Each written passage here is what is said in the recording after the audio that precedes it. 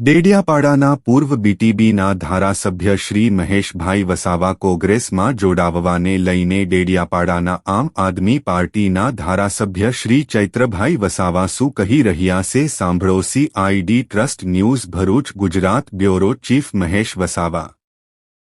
આપ શું કહે? છોટુભાઈ વસાવાના પુત્ર મહેશભાઈ વસાવા બીટીપીના રાષ્ટ્રીય અધ્યક્ષ હતા। ડેડિયાપાડાના ગત ટર્મના ધારાસભ્ય હતા। અમે પણ બીટીપી અને છોટુ દાદા સાથે કામ કર્યું છે। ત્યારે અગાઉ 2024ની લોકસભા હતી ત્યારે પૂરેપૂરી બીટીપી ભારતીય જનતા પાર્ટીમાં વિલીન થઈ હતી। બાદમાં હમણાં ટૂંક સમયમાં જ એમણે ભારતીય જનતા પાર્ટીમાંથી રાજીનામું આપ્યું છે અને હમણાં કોંગ્રેસમાં આજે વિધિવત રીતે જોડાયા છે। ત્યારે આ લોકશાહી છે, લોકશાહીમાં બધાને જ સ્વતંત્રતા છે। મહેશભાઈ પણ લોકશાહીના ઢબે એમને મળેલા અધિકારો પ્રમાણે ભાજપમાંથી રાજીનામું આપીને કોંગ્રેસમાં જોડાયા છે। એમની કદાચ ઈચ્છા હશે આવનારા દિવસોમાં ડેડિયાપાડા લડવાની, તો એમની પાર્ટીમાં ડેડિયાપાડાથી પણ વિધાનસભા લડી શકે છે। જનતા જનાર્દનનો આદેશ એ સર્વાનુમતે હોય છે, સર્વોપરી હોય છે।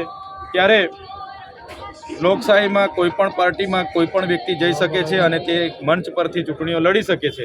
ત્યારે આજે અમે પણ સમાચારમાં જોયું છે તો મહેશભાઈની એ વિચારધારા હશે એવું અમને લાગે છે અને મહેશભાઈને કદાચ છોટુભાઈ વસાવાએ જ પ્રેરણા આપી હશે કે તમારે હવે બીટીપી કદાચ વધારે ચાલે એવું નથી તો તમે કોંગ્રેસમાં જોડાઈ જાઓ અને કોંગ્રેસમાં રહીને તમારી કારકિર્દી બનાવો, એવું છોટુ દાદાએ જ એમને જણાવ્યું હશે એવું મને લાગે છે।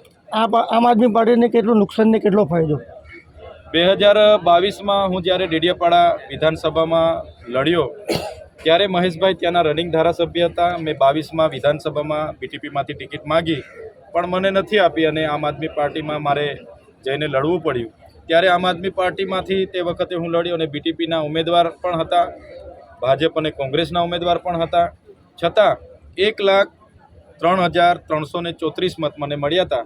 બીટીપીના જે તે વખતના મહેશભાઈ ધારાસભ્ય હતા છતાં એમના ઉમેદવાર તરીકે 3,100 મત એમને મળ્યા હતા। એટલે મહેશભાઈના કોંગ્રેસમાં જવાથી કોંગ્રેસ કદાચ મજબૂત થશે આ વિસ્તારોમાં, પણ અમે જે પ્રકારે ચાલીએ છીએ લોકોને સાથે લઈને તો મને લાગે છે કે એટલું જ વધુ નુકસાન આમ આદમી પાર્ટીને નહીં થશે, પણ કદાચ એમની આગલી રાજનીતિ વિચારીને કોંગ્રેસમાં જોડાયા હશે એવું હું માનું છું।